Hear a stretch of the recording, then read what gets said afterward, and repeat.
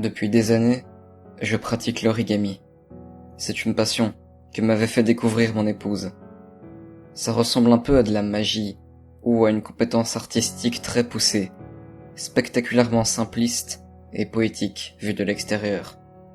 Lors de sa pratique, c'est plus géométrique, voire mathématique qu'autre chose, du moins au début. J'ai rapidement appris à faire mieux que des bateaux avec son aide. Ma femme était si fière lorsque j'ai réussi à faire ma première oie en papier. Nous avions une petite armoire dans laquelle nous posions nos plus belles réussites, visibles à travers la petite porte de verre.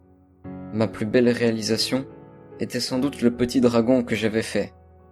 Du moins, avant son décès. Je n'ai jamais réussi à le surmonter. Voilà pourquoi, lorsqu'elle est partie, je me suis lancé dans la réalisation d'une sculpture d'elle, taille réelle, en origami. Ça a été bien plus difficile que ce que je pensais, et ce, pour plusieurs raisons. Premièrement, le visage a été d'une incroyable complexité à réaliser, d'un point de vue technique. Deuxièmement, il m'a fallu regarder longuement des photos d'elle pour avoir un modèle. C'est paradoxal d'avoir de la peine à la regarder et de faire une statue de papier d'elle en même temps.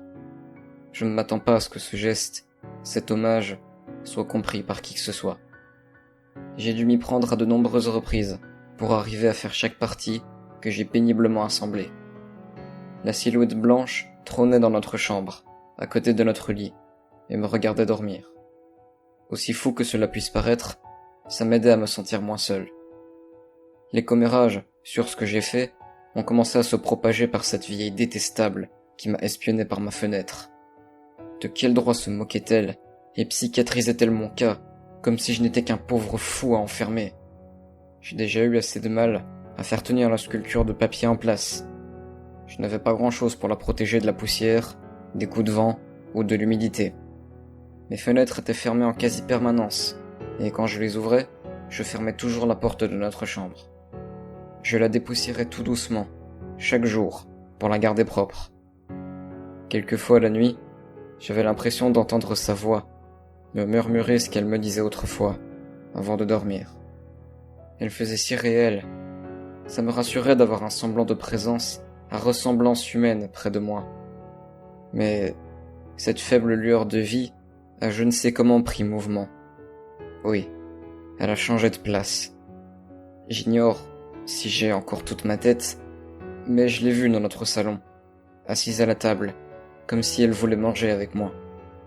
J'ai alors servi 2 repas, préparés avec tout le soin que j'ai pu avant d'aller travailler. En rentrant, j'ai trouvé l'assiette vide, et ma femme dans le divan, en train de regarder la télévision, avec ses yeux toujours aussi blancs. J'étais sûr de n'y être pour rien, alors j'ai vérifié qu'elle n'avait rien d'abîmé. Et elle n'avait rien. J'étais si heureux et soulagé qu'elle aille bien. Je n'ai pas eu le cœur de la déplacer, vu qu'elle était devant son émission préférée. J'ai commencé à agir comme si c'était toujours elle, jusqu'à un certain point. Je servais toujours 2 repas quand elle était installée à table, et je lui servais toujours un peu à boire quand elle était devant la télévision.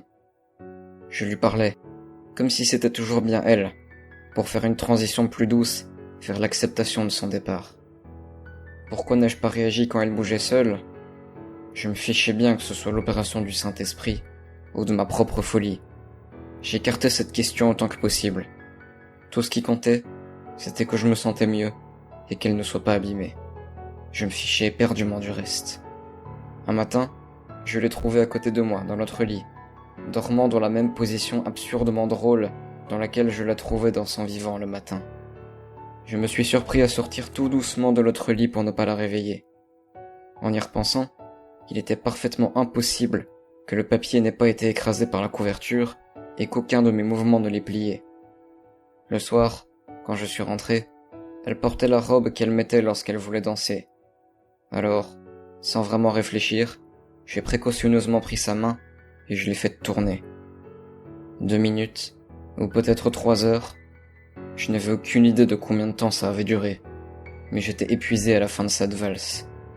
Je suis certain qu'elle m'a accompagné dans mes mouvements. C'était comme nous le faisions autrefois, pendant notre lune de miel. Tout était si parfait. Nous avons recommencé le lendemain, et chaque jour qui a suivi, jusqu'à aujourd'hui. Mais ce soir, elle m'a attendu avec une autre tenue, une veste et une jupe noire qu'elle mettait lors des funérailles. J'ai compris, mon amour. Tout cela a trop duré. Tu m'as rejoint ici-bas, le temps de quelques mois, mais tu ne peux pas rester éternellement ici. Malgré les efforts, ton corps frêle ne peut supporter ça plus longtemps. Il est temps que je sois celui qui te rejoigne. Cette lettre a été trouvée près du corps sans vie et brûlée d'un veuf trentenaire.